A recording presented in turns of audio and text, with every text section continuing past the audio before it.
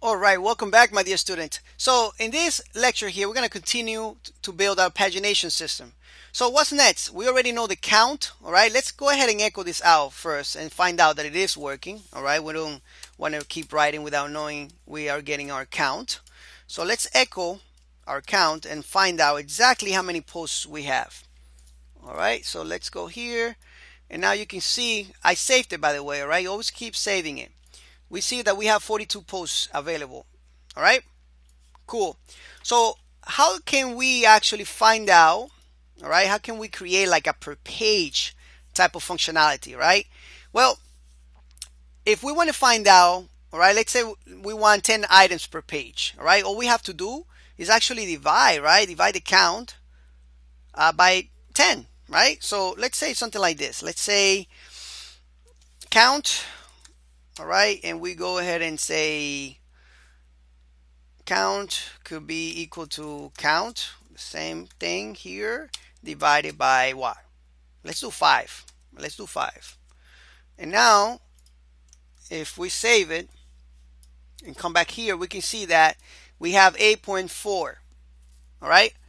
So 8.4 times 5 equals 42, right? So the thing is that the problem here that this is a float number, 8.4. We need an integer, because if we don't have an integer, we're going to have a problem later on, all right?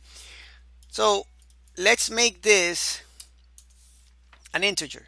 How do we do that? Well, we could use a function called ceiling or ceil, like this. And I think I showed you this in the math section. Enter, and now we got 9. So he rounds it up, all right? Beautiful. So what else is next? Well, after this, what we can do is, let's go ahead and display some links, all right? Let's go all the way to the bottom here. We got a sidebar here, and we got even our footer. Right below our footer, let's display a pagination. So let's go here and put our UL. I'm going to put a little class here of pager, all right, which is from Bootstrap, and it's going to help us make our links a lot nicer. Then what I want to do here is, and I'm just going to display a static one for now, just to show you, all right, how this looks. So let's say this is going to be 1, and this is going to be 2.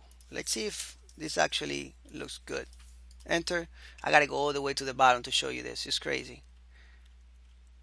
All right, so you see this right here, 1 and 2. So we got this. We're gonna produce these links dynamically. All right, so when we click on 2, it's gonna go to the next page. All right, for that we need to process. We need a loop actually to repeat stuff for us, right? So let's go ahead and create one right now, right? Let's put some PHP tags right here in between this UL, and let's actually use a for loop to do this. All right, so we're gonna say I is gonna be the initializer, right? Is gonna be equal to 1. All right, we want the loop to start at 1. Then we want I, as long as I is smaller or equal to what? Count. All right, then we're going to increment. And now here we can just echo a nice link. We can just say li, and we'll close it right here. Let's put a href right here also. We're gonna need an href, so all right. And let's echo this I right here too, because that's gonna be the number. Remember, it's counting, it's looping through count. So we can say I here. All right, let's go ahead and check this out. Enter. And I don't like that. We're gonna have to actually limit this so that way I can show it to you instead of scrolling all the way down. It's just annoying, right?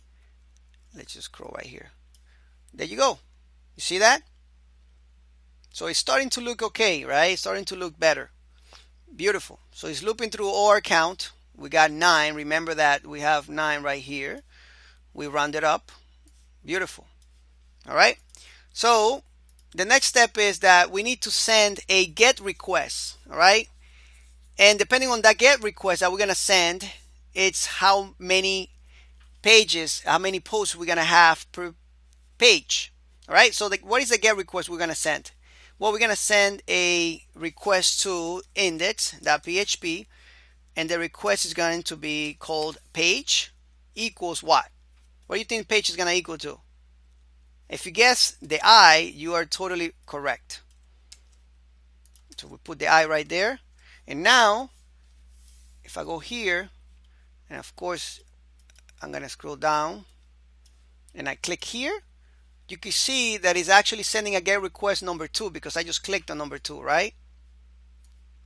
And if I do 5, it's going to send a 5. All right. So now what we need to do is we need to create a condition to detect that GET request. And depending on that GET request, we will change a variable dynamically and limit the amount of posts that are showing in our homepage. Anyway, I'm not going to explain anymore. I'm going to start coding and let you know. But I'm going to do that in the next lecture. All right. So thank you so much for watching. Hopefully you're enjoying this, and I'll see you in the next one.